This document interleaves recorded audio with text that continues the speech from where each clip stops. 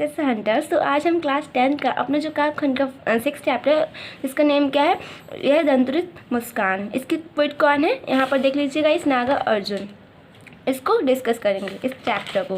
तो सबसे पहले इसको डिस्कस करने से पहले हम इसका एक छोटा सा ओवरव्यू ले लेते हैं, और जो ओवरव्यू होगा वो बिल्कुल भी ज़्यादा लेंथी नहीं होगा, तो आप इस वीडियो को फुल वॉच करना।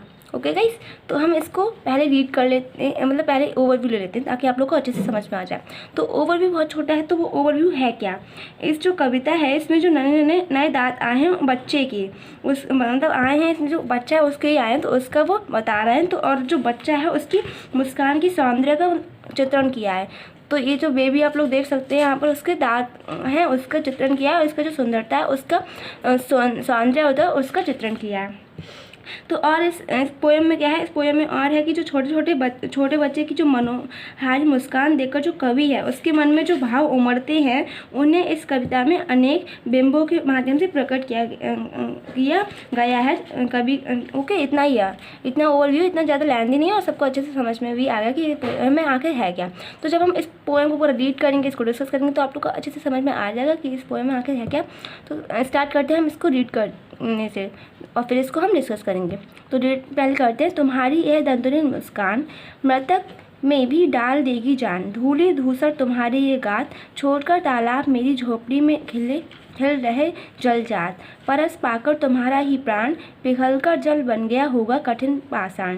तो अब हमने इस पैरा को क्या कर लिया है, रीड कर लिया, तो हम इसका मीनिंग है उसको समझेंगे। सो गाइस, अब हम इसका मीनिंग को डिस्कस कर लेते हैं। सो गाइस, इसको डिस्कस करने से पहले हम इसका जो पीछे वाला जो 2 लाइन्स है उसको भी पहले रीड कर लेते हैं, क्योंकि फुल हो जाए, ये इनकम्प्लीट था आगे। छू गया तुमसे कि झड़ने लग पड़े से बालिका के फूल, बास था कि बबूल। तो अब हमने पूरा पढ़ लिया है, तो अब हम इधर वाले का और ये 2 लाइन से पूरे का मीनिंग जानेंगे क्या है। तो इसका मीनिंग है, अभी मैं इसका मीनिंग बता दूँगा, तो आप लोग ध्यान से सुनना। कवि छोटे बच्चों को संबोधित करते हुए कहता है कि तुम्हारे नन्हे नए दांतों के साथ तुम्हारी ये मुस्कान में मरे हुए व्यक्ति में भी जान डाल देगी। इसका मीनिंग क्या है कि जो कवि है वो छोटे बच्चों को संबोधित करते हुए कहता है कि जो तुम्हारे नए दांत हैं उनके साथ तुम्हारी जो ये मुस्कान भरी मुस्कान है, उससे जो मरे हुए व्यक्ति हैं वो उनमें भी वो जान डाल देगी। अर्थात क्या है, अर्थात दूधिया दांतों के सौंदर्य से युक्त तुम्हारी मुस्कान जीवन का संदेश देती है। तो जो नए जो दांत होते हैं उससे वो क्या है कि जो तुम्हारी मुस्कान है वो क्या करती है, जीवन का संदेश देती है। वो आगे ये भी कह रहा है। तो आगे और क्या है कि जो धूल से लिपटे हुए तुम्हारे इस शरीर को देखकर ऐसा लग रहा है जैसे तालाब को छोड़कर मेरी झोपड़ी में कमल के फूल खिल रहे हैं।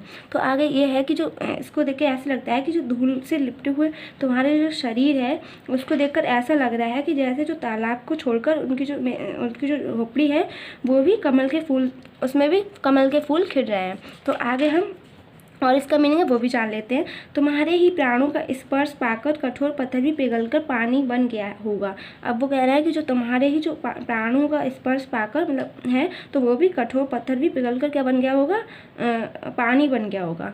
फिर आगे है कि बाँस से बबूल का पेड़ तुमसे छू गया तो उससे सैफालिका के फूल झड़ने लग गए। तो अब क्या है, जो बाँस से बबूल का पेड़ तुमसे छू गया तो फिर क्या हो जाएगा, उससे सैफालिका के फूल भी झड़ने लग जाएंगे। फिर आगे और मीनिंग है उसको भी डिस्कस कर लेते हैं। भाव यह है कि नन्हे शिशु के उछलते नए दांतों को दिखाती हुई खिलखिलाती मुस्कान की सुंदरता में जीवन का संदेश है। तो भाव क्या है कि यह है कि जो नन्हा शिशु होता है, बेबी होता है, उसके उछले दांतों को दिखाती हुई जो उसकी खिलखिलाती मुस्कान है वो उसकी सुंदरता में जीवन का संदेश है। और फिर आगे प्रकृति का सारा सौंदर्य शिशु की सुंदरता में ही समाया हुआ है। तो जितना भी प्रकृति का जितना भी सौंदर्य है वो एक शिशु की सुंदरता में समाया हुआ है। फिर आगे है, यह सौंदर्य कठोर से कठोर मन को भी पिघला देने में सक्षम है। ये जो सौंदर्य है वो कठोर से कठोर मन होता है जिसका भी वो उसको भी पिघला देने में सक्षम है। और है, इसका स्पर्श कर प्रकृति भी अनुपम शोभा को प्राप्त कर लेती है। इसका स्पर्श करके जो प्रकृति है वो भी अनुपम शोभा को प्राप्त कर लेती है। तो ये था हमारे इतना का मीनिंग। अब हम यहाँ से कंटिन्यू करेंगे है कि तुम मुझे पाए। तो हम इससे कंटिन्यू करते हैं, इसको रीड करेंगे फिर इसका मीनिंग जानेंगे। आई होप आपको अच्छे से समझ आ गया होगा। तुम मुझे पाए नहीं पहचान, देखते ही रहोगे अनिमेष, थक गए हो आँख लूँ मैं फिर आगे है, क्या हुआ यदि हो सके परिचित न पहली बार, यदि तुम्हारी माँ ना माध्यम बनी होती आज। फिर आगे और है, मैं ना सकता देख, मैं ना पाता जान। फिर क्या है, तुम्हारी यह दंतुरित मुस्कान। तो अब हम इतना के पहले मीनिंग जान लेते हैं कि इसका मीनिंग क्या है। तो इसका मीनिंग है,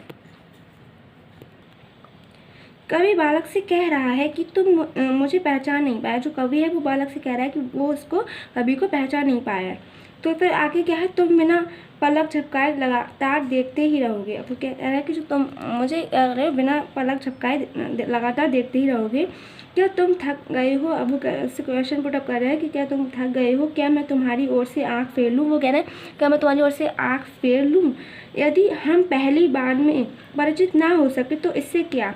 वो कह रहा है, अगर हम फर्स्ट टाइम मतलब परिचित नहीं हो पाए तो फिर क्या है, उससे क्या होगा। उससे क्या, यदि आज तुम्हारी माँ माध्यम नहीं बनी होती तो मैं तुम्हारे नए दांतों के साथ झलकती हुई इस मुस्कान को देख ना सकता।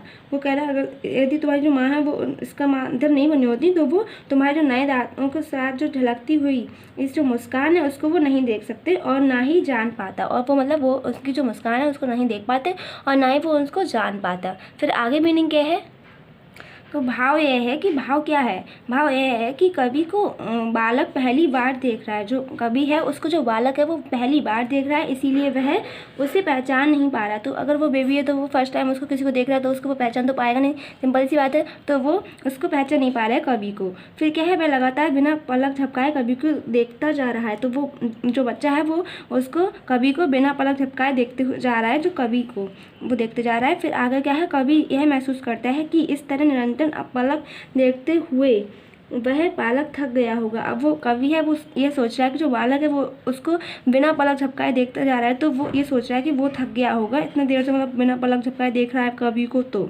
अतः वह स्वयं ही उसकी ओर से आंखें हटा लेना चाहते हैं। इसलिए जो कवि हैं वो स्वयं ही अपने आप ही उसकी ओर से आंखें हटा लेना चाहते हैं ताकि बालक उसकी ओर देखना बंद कर आराम कर सके। ताकि जो बालक है वो उसकी ओर देखकर मतलब बंद अपना उसकी ओर देखना बंद करे और अपना वो देखना बंद करे कवि की ओर देखना, और वो आराम कर सके। इसीलिए वो खुद ही अपना उसको मतलब अपना फेस उसकी तरफ से हटाना चाह रहे हैं। फिर क्या है, पहली बार में ही पूरा परिचय ना हो पाए तब भी कोई बात नहीं। वो कह रहे हैं कि अगर पहली बार में पूरा परिचय ना हो पाए तब भी कोई बात नहीं। कवि बालक की दंतुरित मुस्कान से परिचय कराने और उसे आनंदित कराने के लिए बच्चे की माँ के महत्व को भी स्वीकार करता है। अब वो कह रहे हैं जो अब क्या है आगे है कि जो कवि है वो बालक की दंतुरित मुस्कान से परिचय कराने और उसका जो उसे आनंदित करने के लिए जो बच्चे की माँ है उसके महत्व को स्वीकार करता है।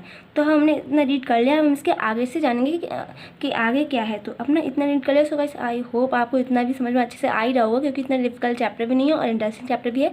तो आप इसको पूरा वॉच करते रहिएगा, इस मेरे साथ बने रहिए। सो वैसे हमने इतना तो डिस्कस कर ही लिया है, तो हमारी दंतुरित मुस्कान तक कर लिया। तो हम कहाँ से स्टार्ट कंटिन्यू करेंगे, धन तुम माँ भी तुम्हारी धन। तो हम यहाँ से कंटिन्यू कर रहे हैं। तो हम इसको भी पहले रीड कर लेते हैं, आफ्टर देन इसका मीनिंग भी जान लेंगे क्या है, इसका मीनिंग को डिस्कस करेंगे। तो हम पहले इसको रीड कर लेते हैं। धन्य तुम माँ भी तुम्हारी धन, चिर प्रवासी में इतर मैं अन्य। इस अतिथि से प्रिय तुम्हारा क्या रहा संपर्क, उंगलियां माँ की कराती रहीं मधु पर। देखते तुम इधर कनखी मार और होती जब की आंखें चार, तब तुम्हारी दंतुरित मुस्कान मुझे लगती बड़ी ही छविमान। तो हमने इसको भी रीड कर लिया। अब इसका मीनिंग क्या है उसको भी जान लेते हैं जल्दी से। तो इसका मीनिंग है, अब इसका मीनिंग क्या है, ये लास्ट बचा है तो हम इसका मीनिंग जल्दी से जान लेते हैं। कवि बालक से कहता है कि तुम धन्य हो और तुम्हारी माँ भी धन्य है। अब जो कवि है वो बालक से कह रहा है कि जो तुम भी धन्य हो, तुम्हारे जो माते हैं वो भी बहुत धन्य हैं। मैं तो दीर्घ काल तक बाहर रहने वाला तुम्हारे लिए दूसरा अन्य व्यक्ति हूँ। वो कवि हैं वो कह रहे हैं कि वो तो दीर्घ काल तक जो बाहर रहने वाले तुम्हारे लिए कैसे हैं, अन्य व्यक्ति हैं। हे प्रिय, मुझ अतिथि से तुम्हारा संपर्क ही कहाँ रह पाएगा। अब वो कह रहे हैं मुझ अतिथि से क्या है, तुम्हारा संपर्क ही कहाँ रह पाएगा। तो फिर और वो आगे कह रहे हैं कि तुम्हें तो माँ की उंगलियाँ ही पंचामृत का पान कराती हैं। वो कह रहे हैं तुम्हारी जो उसकी जो बेबी की माँ है वही उसको उसकी उंगलियों का जो पंचम है वही पान कराती हैं, अर्थात तुम्हारे मुंह में चूसने के लिए उंगली डालकर माँ ने ही आत्मीयता से परिपूर्ण जीवनदायी प्यार दिया है। मैं तो प्रवासी की तरह बाहर ही अधिकांश समय व्यतीत करता हूँ। वो कह रहे हैं मैं तो प्रवासी की तरह बाहर ही अधिकांश समय व्यतीत करता हूँ, कभी कह रहे हैं ऐसा, और अतिथि के समान कभी कभी यहाँ आ जाता हूँ। और वो क्या कह रहे हैं, वो अतिथि के समान कह रहे हैं कभी कभी यहाँ पर पहुँच जाते हैं, तो वही कह रहे हैं कि वो यहाँ पर आ जाते हैं। फिर आगे क्या है, कवि बालक से बातें करते हुए कहता है कि तुम मेरी ओर तिरछी निगाहों से देख लेते हो, और जब मेरी आंखों में तुम्हारी आंखें मिल जाती हैं तब तुम अपने नए दांत झलकाते हुए मुस्कुरा उठते हो। वो कवि हैं, वो कह रहे हैं कि बालक से जब वो बात करते हुए कहते हैं, मतलब वो कवि है, वो बालक से बात करते हुए कह रहा है कि जो तुम जब मेरी ओर, जब वो उनकी ओर देखता है तो तिरछी निगाहों से, तो फिर वो क्या है देख लेते तो उनकी जो मेरी आँखें हैं उनकी जो आँखों हैं आँख हैं उनकी वो तुम्हारी आँखों से मिल जाती हैं, मतलब दोनों की आँखें वो एक दूसरे से मिल जाती हैं, तब तुम्हारे अपने दांत नए झलकते मुस्कुरा उठते हैं। तो उनकी जो बेबी के जो दांत है वो मुस्कुरा उठते हैं। यह तुम्हारी दंत्रित मुस्कान मुझे बहुत ही सुंदर लगती है। वो कवि हैं, वो कह रहे हैं कि तुम्हारी जो दंत्रित मुस्कान है वो उनको बहुत सुंदर लगती है।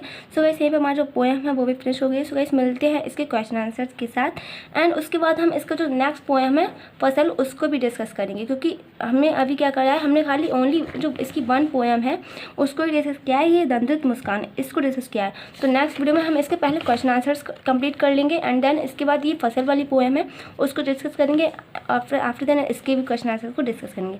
सो guys hope you like this video, bye bye.